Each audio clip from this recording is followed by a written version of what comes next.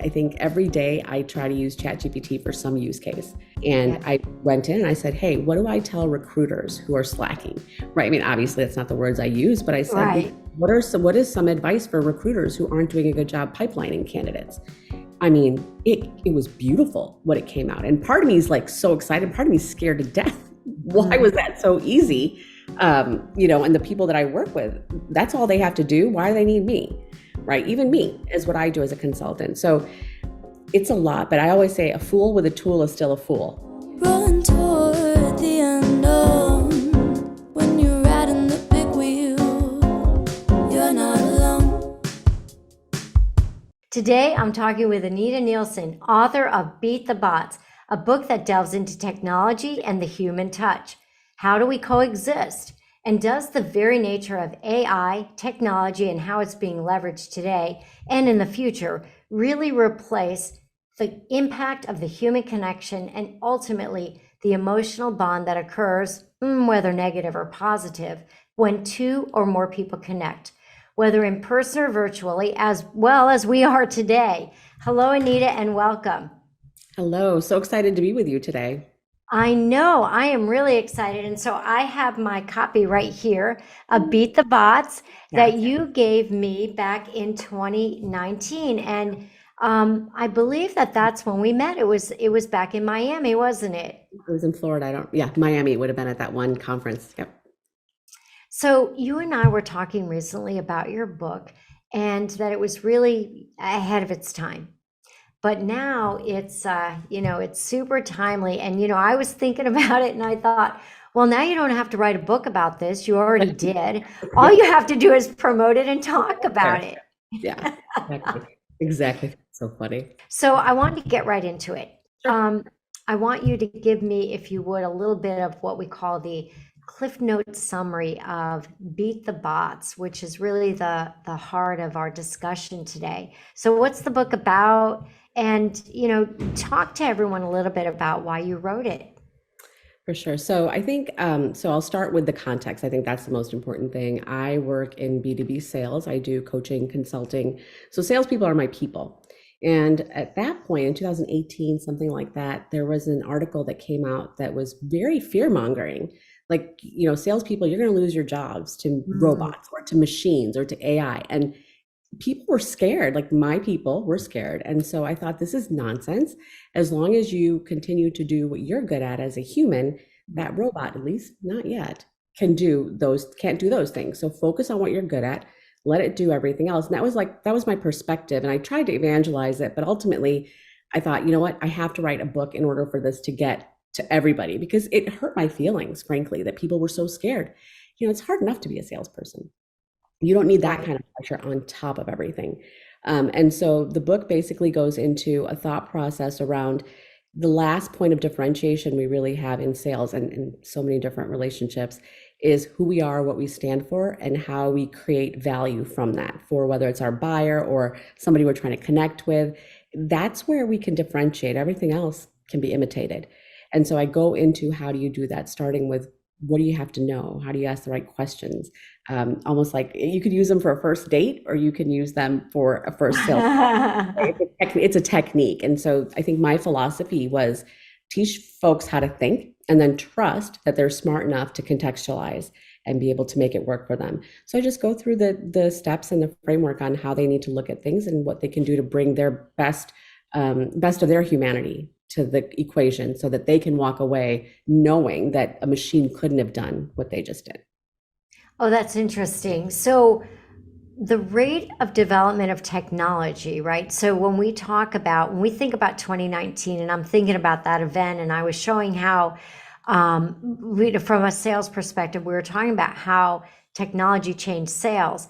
And it I had this line that was going across that all of a sudden kind of went like this as we talked about we had primarily field sales, and even thinking back in the day when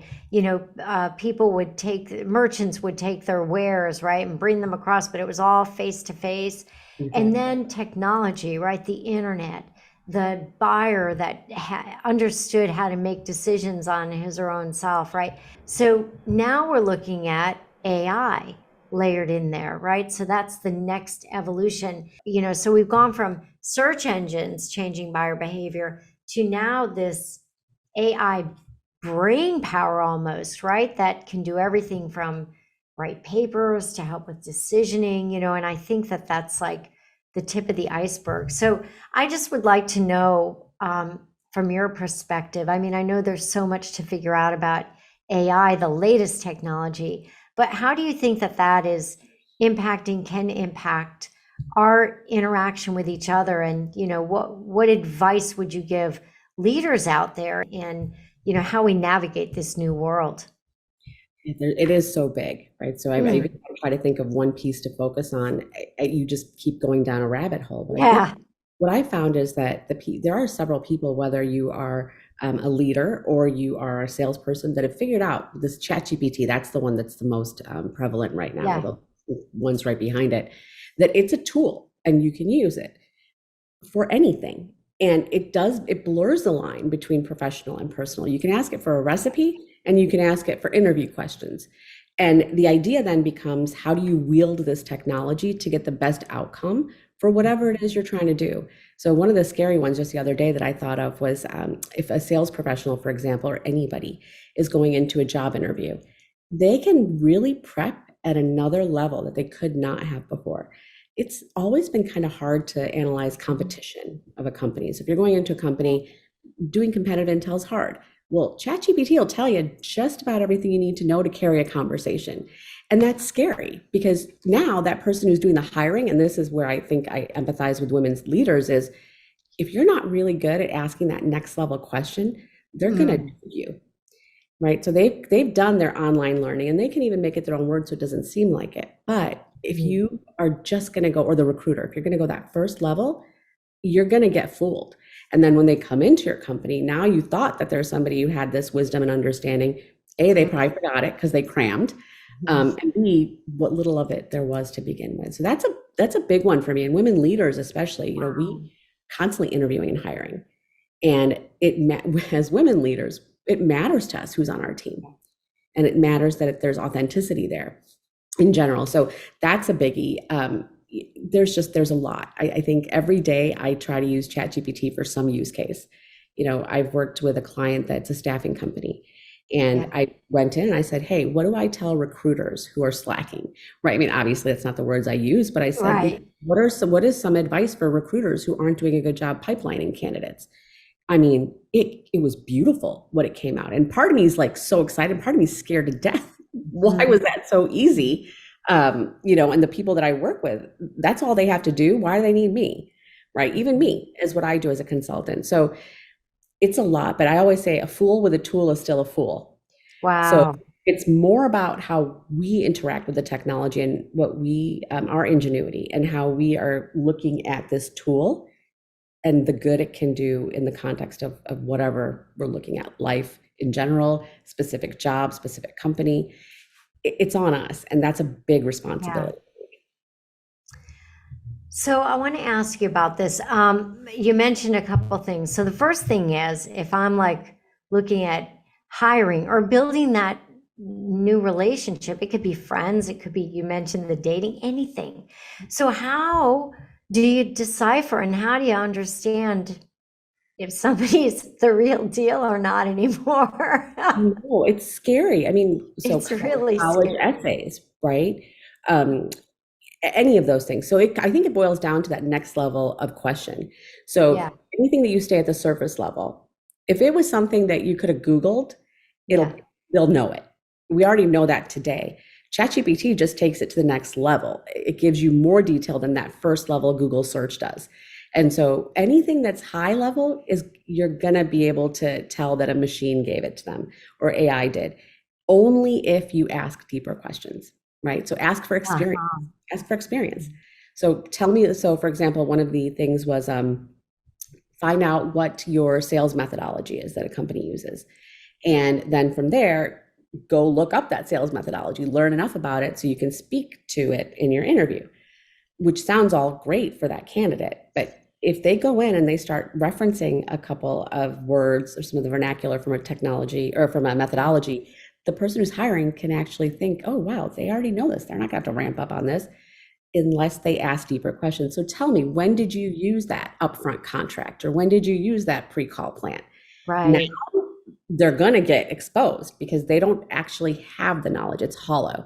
So we are going to have to get to the level where we're asking deeper questions and we're digging more, which unfortunately not everybody does. And I think curiosity is going to become one of the most valued skill sets. Mm, It's always been important for me to train people in sales, but if yeah. we want to see the wood for the trees with all this technology out there, we got to get really curious and dig into why somebody is saying what they're saying. And is it really them saying it? Scary, scary, scary stuff. But I also think Really we have is. to adapt. We have to adapt to it. And we have to adopt the bits of it that are going to help us, but be prepared for the bits that potentially could hurt us. Although it would seem clear enough, Anita, that AI is a little bit different from like virtual communication, like what we're using today, from meeting face to face, all of it. It's like now we've gone from, when we think about what AI is doing and how we started off with technology and social media, it was like this race to get people's attention. And there was a lot of marketing going on in that space. And now that there's like information overload, apparent, like too much attention, they're calling it like the race to intimacy, the one that can create that emotional connection. And so I'd love to get your take on creating emotional connection, the bot versus the human, the virtual communication versus the face-to-face, and who do you think is going to win that war? I'd love to hear what you have to say or what your thinking is today on all that. For sure. I mean, it's one of those things where I don't know, but I do think that there are things about humans that, at least not in my lifetime, I don't think that machines are going to replicate. So for example, one of the things I talk about in the book is this hotel that we stayed at, and how they had a little robot. We'd called and asked for, I don't even know what it was, shampoo or something. And they deployed this robot to the room and it knocked on the door, and it had a little tray where it had the shampoo. I was like, this is so cool. It was really neat. And this is around the time, just before I was writing this book. So the example kind of got in there. Now, it got my attention big time, right? And it delighted me, but it didn't create the kind of impression because the emotion wasn't really involved, right? Like, it was exciting and it was interesting, but it didn't endear itself to me. So this is kind of one of the ways I look at it. So delight, I think these machines can be made to create delight, like especially in service and things like that. But is that machine able to endear itself to me? I think we're getting there, because if you have AI that's actually coaching you or trying to teach you and trying to build your confidence, your emotions are going to get engaged with that machine. And there's a lot of power there. That scares the life out of me, right? Like, if we were able to use AI, for example, in therapeutic situations, the therapist wields so much power, and there's so much welfare that they have of that person. But if you program a machine to say something, it could literally change that person's life in a bad way. So these are the things that really worry me. How is this going to play out? And in that way, I think it is a war. It's going to be the war of ethics. Like, what's ethical, what's moral versus what's possible. And that's what I'm juggling with that in my own mind. Like, every time there's a scenario where I'm like, wow, that's scary, I think about the flip side of it, and it could be so valuable. Yeah. So if you've got an AI, I think we were talking before about an AI that's, just calling people, like teenagers, for example, in social media, it's drawing them in, and it's, cheering them on, even if it's not the right thing to cheer them on for. As a mom, that makes me not sleep, right? That's horrifying.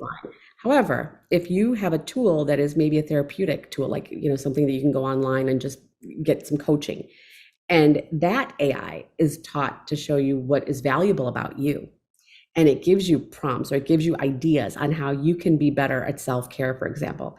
I love that AI. Can't get enough of that in this world. It's the same kind of thing, but it's such different contexts.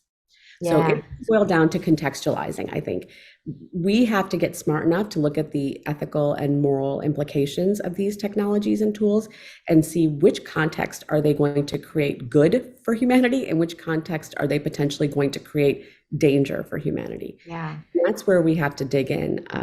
There's no right answer right now. Everyone's just learning this, and it's scary as heck, but there's so much goodness in it too, which makes it even more challenging. So I had dinner last night with my daughter, and she graduated from college through the pandemic. And, she never really knew a world where people were working full time in an office. And she was talking to me about that, we were discussing how Amazon, I think you may have read that Amazon is asking, they're mandating people to be in the office 3 days a week. And they're talking about collaboration, and they're talking about development of people and developing relationships and mentoring and all the things that we know happens in a face-to-face relationship. And she said, Mom, I just don't think it's fair. And I said, fair? What do you mean fair? And then I had to stop, and I had to remember that she doesn't know a work world that's different. She's, but yet she grew up with a working mom, but I had my own business for so long. Maybe she saw me differently. I don't know. But I think it's interesting. And then almost in the next breath, she talked about one of her roommates that has a job that she thought she was going to love. It's part-time remote, and it's hybrid working, right? So part in office, part remote. And she said she hates it because she's not collaborating and meeting people and developing, and they've got staggered hours apparently. And she is looking for a job where she can be around people. So as leaders, I'd like to get your take on that, because I know that they're grappling within office, out of office, and how do people continue to develop? And then you as a leader, those of us more mature in our careers, we need a different level of mentorship, of development, let's say. But still, I find that I learn from younger people too, right? Yeah. So, how should leaders be thinking about that? This is it's in our house too, it's like always a conversation. So I believe, and I don't know that I'll ever change on this point, I believe that in a work setting, you should be around the people that you work with. I don't even know what that right amount of time is, but I'm not a huge fan of all remote. And I'll tell you what, one of my clients is all remote, their company, and then they merged with another company that's not. The cultures of those two companies are drastically different.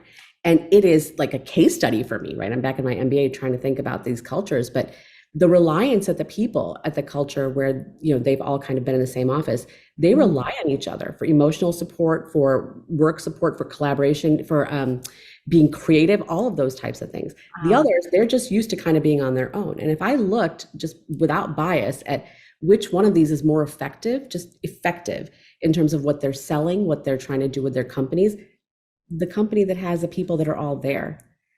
But now those people don't want to be there because they know that the other company was all remote. And so this is a monster quandary, because we don't want to let everyone go work from home at that company. That culture is going to die. So this is an ongoing conversation. I will never be the person that says, go remote 100% of the time. It's just, that's not my nature, because I think that connection between humans, there's so many dimensions of positive value that comes out of that, whether it's just, like I said, supporting each other. It's very difficult on camera, although we've gotten really good at it, to make that kind of deep connection that you can just standing in the same space as somebody. I will be honest, however, I was the biggest naysayer when the pandemic started of being on Zoom. Like, I was kicking and screaming about it. I hate this. I'm never going to be able to connect. I was wrong. I was able to connect. And that kind of interesting. Yep. Yeah. I was like, wow, I actually like this. I'd rather get somebody on camera. I didn't think that was going to happen. So there's ways that we can make it work. And I'm sure there's some brilliant scientists thinking about it. I like hybrid because it's kind of the best of both worlds. But how you manage that hybrid, 2 days in office, 3 days in office, I think it depends on the company and the context. If you're an up and coming company and you're trying to solve some problem that requires creativity, you need to have people in the office to work with each other. Otherwise, you're not harnessing the benefit of having brilliant people. If it's like 1 + 1 is 3 is what I was always taught, right? So if you get 2 people in there and they start brainstorming, what you're going to get out of that is so much bigger than what went in. And you're not getting that if you're remote. So it's a toughie. This is the thing. all of this technology, all these tools are just making it hard for us to figure out what is right. And that's where that moral, the ethical, all those things come into play. We can lean on science, I think, for some studies on what works and what doesn't work. But man, I don't think there is a right answer right now. We're going to be talking about this, I think, for decades, I and we're agree. going to be talking about the impact that, let's face it, it was the pandemic has had, not just on the evolution of technology, but on people's psyche, on like everything, I Yes. think. Yeah. Yeah, that psyche thing is really scary to me. I mean, I look at these children that went through remote school. They've never known a world like, unlike your daughter, they've never known a world where they weren't in a school. And Right. now you pull, especially like teenagers who their life is their friends.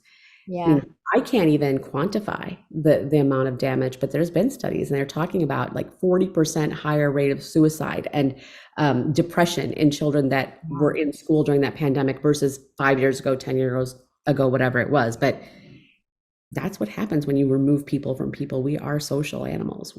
That's one of the benefits of being human. I completely agree with you. So let me ask you about this. You are around, you got an advisory firm and you're focused on coaching, training, developing people in sales. Mhm. So I would love to hear from you, from leadership to the front line, you're there. What would you say would be like the top, I'm going to pick like 3 things that are on the minds of leaders today as far as just challenges that they're having? And, what advice do you have around some of those big challenges? But I'd love to, just hear like what's going on out there, what's on their mind. Yeah, sure. So I think that the fact that we have these technologies, it Mm, needs to be on leaders' minds on where is that power going to be used for good in this organization, and also think about where could people potentially use it for bad purposes. We have mm, got to get smart about that as leaders because there are dangers, and I couldn't even tell you all of them because they're so based on what the business is and what the company is trying to achieve. But there's things that those people that are using these technologies can do that would not work well for the company. So somebody in a company better be thinking about how can this be used? How can the power be used for evil? mm. Versus, okay, how does this power get used for good? By power, I mean technology, AI, et cetera. And figure out how to harness that good and how to eliminate that evil. So there's a lot at the leader level that has to take place in terms of analyzing these tools and how they should exist in their environment, in their corporation. Leaning back again on values, mission, vision, principles, all those things, because it would be very easy for some of these tools to decimate a culture in the wrong hands. It absolutely could do that. So that's a biggie as leaders. I think we need to take a look at is the contextualizing. Now, one other use case that's interesting to me in sales in particular. So Mhm. salespeople notoriously guilty as charged, me too. We don't love vast amounts of data. Like we'll begrudgingly put things in CRM if we have to and if someone's looking. But that's not our instinct. Our instinct is, as I'm making a generality, but my observation is salespeople, we want to just go out there and talk. We want to sell. We want to close deals. We're Mhm. not that fanatical about going into tools and technology and getting data. What it's going to allow both leaders and salespeople do. So, for example, if you look at your CRM, now there are tools, and I can't remember what it was called, Claude or something maybe, but there's an AI. Yes, it's You called can Claude. We were just talking about talk it this about morning. it, Yes. bananas. So it's like this, you can put in a CSV. So you get from salesforce.com or whatever your CRM is, download a CSV of all this scary monster, vast amounts of data, which a salesperson is allergic to, frankly, in Yeah. general. Get that, put it into something like a Claude, if that's the correct one, or whatever the AI is. Now you can have a conversation about your performance based on that data. But you Wow. never were going to sit down and figure out the story. So, for example, friendly neighborhood AI, can you tell me which stage in the sales process I spend the longest time on? Right. And then other AI, can you suggest to me what I can do to accelerate this sales process? I can be like, I'm a wizard, right? As a sales professional, I can be Yeah. a wizard. But before any of that happens, that sales professional has to have the curiosity. They have to have that ongoing learning. So, in order for these tools to work, there have to be people that are curious and okay to change. That's the hardest part. So, as leaders, when we're hiring, when we're trying to grow our people, we've got to figure out how to make them not so averse to change, because the power of these tools lies in our ability to adopt them. And that's a big change. So as leaders, we need to be thinking about that as well. But I mean, if I could, as a leader now, thinking about the sales leader, same scenario, I can get insight into my employee that they have no idea that I can get, right? So let's go look at win-loss analysis, for example. Of this persona in my different opportunities, which persona is working the best with this salesperson? And which persona is constantly a persona that they can't communicate with? Okay, good. Now I need to go figure out from my enablement team, and maybe with some help from ChatGPT, what do I need to teach this sales professional to have a better conversation with that persona? Or maybe I just stop letting them talk to that persona altogether, right? There's so many different things that you can do. It's time, it's energy, and the only way it's going to work is if you have that curiosity and that openness to change. As leaders, we have to model those things. So if I'm a leader at a company, I need to make sure that I'm sharing my adventures with AI and how it can be used. And that means I'm going to have to learn it. So those are probably the big. Yeah. Wow. Ugh. I do have a ChatGPT account. I've been out a few times on it, but I think I told you I've leveraged it to do some research. I leveraged it on a couple of papers that I wrote. Actually, I think I mentioned this, but we have taken just trying it, like papers from 2018, and said, okay, here are 5 new concepts that we've got, weave them in, freshen it. And then all I did was I did have to go back and edit the paper, of course, but I didn't have to start all over, and it's the scary thing is it can even, recommunicate back in your tone and your voice. It's kind of crazy. Now, I would never use it to replace, in my opinion, creativity, because where does creativity come from? The mind, I believe, but our heart and soul. Yeah, our heart and soul. That's the way I look. I mean, that's the differentiator. For now, we've got the human's heart and soul, right? Our ability to have true, genuine compassion, not programmed compassion, which I still think that people are going to be able to tell the difference. That's one of those things that humans do well. You can be in front of somebody and you can nod your head in a way, or you can, make a facial expression in a way that's going to evoke an emotion in that other person, or at a minimum, it's going to show them that you're feeling something. And I cannot get my head around that disappearing. So, and denial might be somewhere where I'm living right now, right? But I think I know that there is potential for change, but I do believe that there's some magic in that human to human. So I'll tell you, it's in personal life too. So my parents were celebrating, quick story, my parents were celebrating their 50th anniversary, and we were having a party about like 175 people or so, and I'm the default party planner in my family because my siblings want no part of it. And so when you're doing that, you're always trying to think of like, what would these guests want?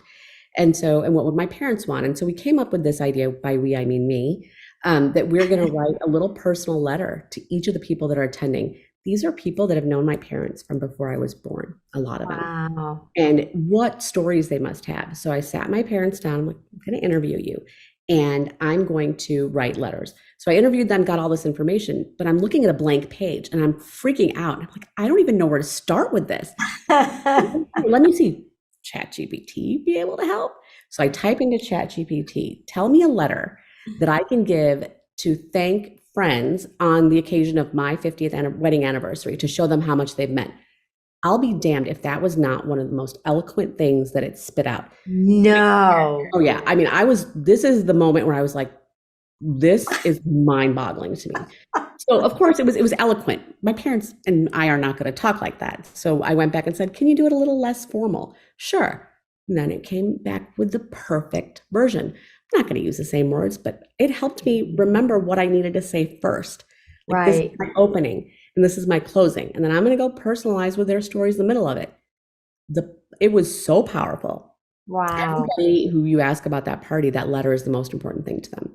And I leaned on ChatGPT a little bit for it, but not wholesale. I made it in the context of what we needed to do. So yeah, it's personal life, professional life. It's there. It's probably there to stay. So let's figure out how to make the most out of it for ourselves. Wow. So that, I was going to ask you this question that I'll ask you now, and you just answered the first one, which is don't be afraid to leverage and and utilize ChatGPT, but you're a really busy professional. You've got your own business. You're an author, and you're speaking, evangelizing. Gosh, you're on social media. You're everywhere, basically. And you got a family. You got a life. And, our listeners are probably very much just like you, or they're like you, right? So they got their own story. If you could share with us just like 3 things that you do around productivity and efficiency and how you manage your life, that would be kind of fun, I think, for people to hear. Like call it your the professional women's hack for getting through the day, right? Survival mechanism, right? So let's see if I can come up with a couple. So the first thing I think is mindset. It always is. I gave up a long time ago this idea that there's some work-life balance. That's BS. Because at the end of the day, there is no balance. Life is always going to be more important than work. I don't care what. And so the idea then becomes, okay, this is a big fat, my life is this blob, right? And this blob is sometimes going to need to spend a little bit more time in the work zone, and then it's going to have to move back over to the life zone. It's impossible, I believe, to do both of those things at once and do them really well. So we look at the context and we say, okay, there's nobody else that can do this thing at the job. So kids, I'm going to need to go do this, but then I'll come back and I'll help you with XYZ. Yep. Even though I know XYZ was really important, but I knew that the thing that needed to be done at work was only something I could do. So there is no hack, just by the way, that's going to help you do that, other than being able to prioritize and have a really good idea of who you are and what you want to be and what your life is about. And that brings me to the second hack, which is a million years ago, I read this book by Stephen Covey, and it was almost kind of cultish back at that time, but it was 7 Habits of Highly Successful People. I got certified in it back then, and it was kind of life-changing. I sound like a dork right now. It was. I mean, I was in my early 20s when I did this. And it made me it had me do an exercise about, if it was my funeral, what would I want to hear in that eulogy? Okay, so tell this to a 23-year-old. Why am I here? I don't want to talk about this. This is ridiculous. But guess what? It's your homework. You have to do it. And I did it. And that paper is in my office, in my home office, on the bulletin board from 20 some years ago. And it says on there, the person who cared, the person who people could rely on, the person that always had my back, those types of things. And so when I have to make a decision, it's going to lean on those things, because it's that end game. And when you sit down to do your calendar, this is kind of the next hack, but you have to look at what is the most important thing and slot that in first. So if I look at my week ahead, like Sunday night, which is drudgery, but I'll do it, this is the stuff that has to get done this week. My daughter's going to college. I'm going to need to take her to the store to go find things that she needs for the dorm. That is going in the calendar first. That is the most important thing in my life right now. And so that's going to go in there first. Now, the next thing, my son, he's got medical things for school that need to be done. I'm going to put that there second. Then once those are done, and I always hope that there's not too many of them, because then things from work are going to get pushed into the next week, right? Then I go in and slot my meetings and the things that I need to achieve for work. But the trick is to try to be proactive as you can, because the more things that you do on time as you need to do them, the less drama there is later because you drop the ball. So that's something, and by the way, very hard to do. And so constant battle. That is, but you got to have the right mindset and know what matters most. I think that's really good advice. Honestly, I'm going to look at the calendar adoption. So the one thing, there was a hack that my business partner gave me not that long ago, but he said he creates a sticky note and he puts the 5 things that he's got to do today, just 5. That's it.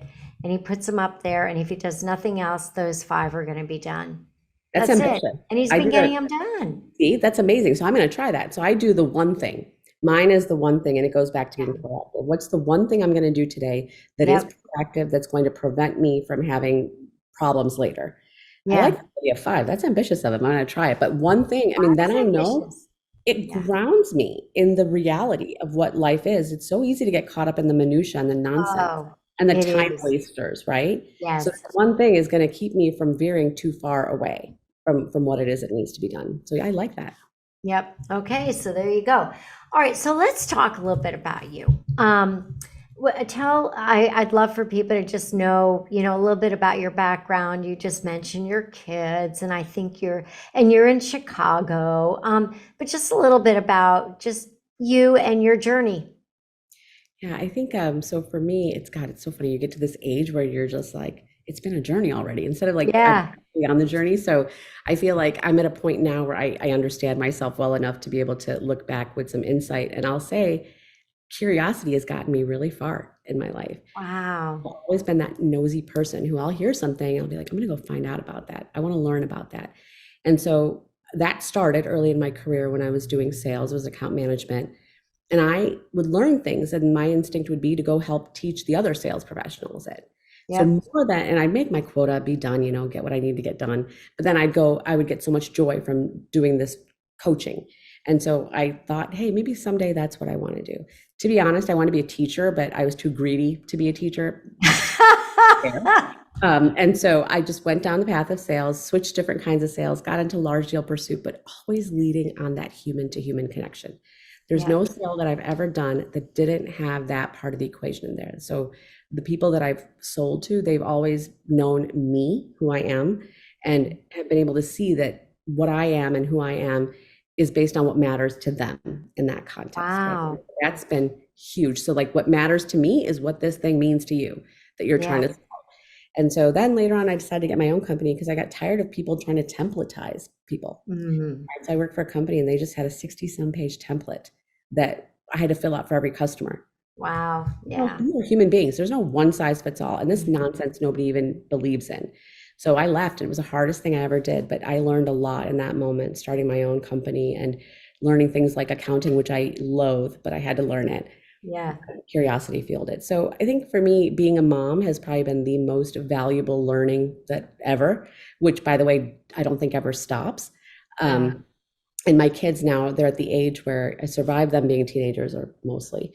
My son's going to college now. My daughter's going in August, so I've got a month left, and my son's going next year. I mean, this is a really crazy point in life where now it's all like, did I prepare them? Did I do what I needed to do as a mom? So working, being a mom, being a wife, all those roles, I think my intention has always been to give the best I can. And that's one thing I can say I have.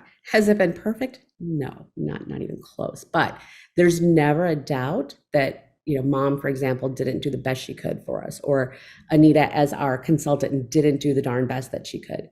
So if I had to sum up kind of my journey, it's been that commitment to, if I can't do my best in it, I better not do it. Because what's the point, right? My name is the only thing I've got. When the all said and done, that's the only thing I really had. And that part of that legacy was when my eulogy happens, people need to know that I was somebody they could trust and somebody that was there to help and guide and make just the journey a little bit easier. So everything kind of goes back to that piece of it. But yeah, college is scaring the heck out of me, man. Oh, I know. I mean, yeah, it really is. I know. Well, I have one who just graduated, so I got one out, and then another one that, she's taking a hiatus. Yeah, but that's okay. We all she's learning, right? She's at a different point in her journey. You know what? I'm excited. She's home. I love her. She's curious. I know she's curious, is. Right? So she's learning. So there's a lot to be said for that too. There is. So if you let's think about your 3 top priorities as you in your own life, could be professional, personal, as you think about the next 12 months. Yeah. So just getting these 12 months, getting my daughter to school, helping her that transition. That's number one beyond everything, period. The next thing is kind of just helping me get through that. And they're different because who I have to be to help her get through it is different than who I have to be to get myself through it. There's a lot there. So self-care is going to be a big priority over the next 6 months or so. And then for the business, it's always grow the business. But to me, I think it's going to be focusing more on my training class and my psychology in sales, which I've kind of veered a little bit away from because different people have reached out and I've had to help with different things. Boundaries a little bit is probably important when it comes to the business, but those are the biggies. And as you can tell, like this college thing, it's my kid going to college, but it is consuming. It's very consuming. Yeah. Parents aging and parents aging, children going to college. These are the things that we're kind of into now. And it'd be foolish to think that those things don't impact the business and how I work. So flexibility is important to me. So yeah, that's maybe not 3, that's maybe 7, but they're all connected. So tell me, how do you take care of yourself through all this, right? So you've got, and I'm a similar situation. I've got, aging parents. My mom has an apartment with us, and, a business and, kids and all that stuff. But what do you do to take care of you? So because like I said, I've gotten older and now I know my crazy, I can manage it. My daughter's going to school on the 17th. I am right now looking where I'm going to book a trip on the 18th through the 22nd. Oh, so very I'm nice. not here sobbing. If I need to sob, it'll be next to a pool with some drinks being served. And that's a big self-care thing. Because if I'm here, I will mope. I will be sitting on her bed, like guaranteed. So get out, get that first real painful time. Go spend it somewhere where you're not sitting in her room the whole time. So that's a biggie. That's really important to me. Self-care is also spending time with my friends and nurturing those relationships, right? Because those enrich me in my life. So those are probably 2 biggies. So let me ask you another thing. I love to always ask my guests this, which is, you got a favorite book that you could recommend to people to read? Yeah, there's a couple. So I was thinking about this because I've listened to your podcast before. I would say there's this one book I read. It was called Maybe You Could Talk to Someone, or Maybe You Should Talk to Someone. Okay. And Gottlieb was the author, Lori Gottlieb.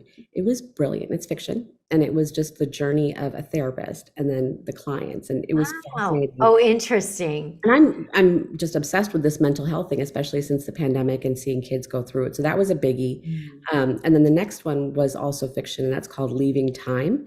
And there's no way to talk about it without spoiling it. So it was really well done, and it was surprising, but it hit a lot of the emotions. So both these books, the reason I love them is because they hit the heart and soul, right? So they got me on an emotional level. And that's what I found. Those are the books that always stay in my head. Business books, I read all the darn time, but they don't move you as much. Well, most of them don't move you as much. The ones that have a story that you can. Okay, and so do you have, my daughter always she's asked me to ask you this question, which is, do you have a hype song, like a song that, your go-to, and what is it? Gosh, so this is interesting. So it's a little bit different probably, but one of my issues in life is that I'm always looking ahead, left, right, forward. it's hard to be in that moment. So there's a song called Right Here, Right Now by this band. It's Jesus Jones. It's like from my generation, like 90s. And there's something about that song that it just makes me have to center. Like, it's basically right here, right now. There's no other place I want to be. Wow. And it's mindset. Like, hey, look, you're here. Do what you got to do today. Be the best you can at it. And just don't worry about all the rest of it. So that's a big hype one for me, just because it's about mindset. Yep. Well, thank you. Thank you for that, Anita. And thank you so much for being here with us today. And Anita Nielsen, Beat the Bots. And I hope you'll come back, because there's so much more I want to talk to you about. And you know what? Maybe we'll just record when I see you in Chicago. That would be a lot of fun. Well, Michelle, you are good for my soul, and I love this podcast. So thanks for having me. Thanks so much, Anita. We'll see you soon. Hey, it's Michelle. Thank you so much for listening today. If you enjoy our podcast and know someone who you believe would make a great guest, I would love to hear from you. Feel free to connect with me on LinkedIn and let's talk. I'd love to hear your feedback, and as always, may it inspire you in your own personal and professional journey of life.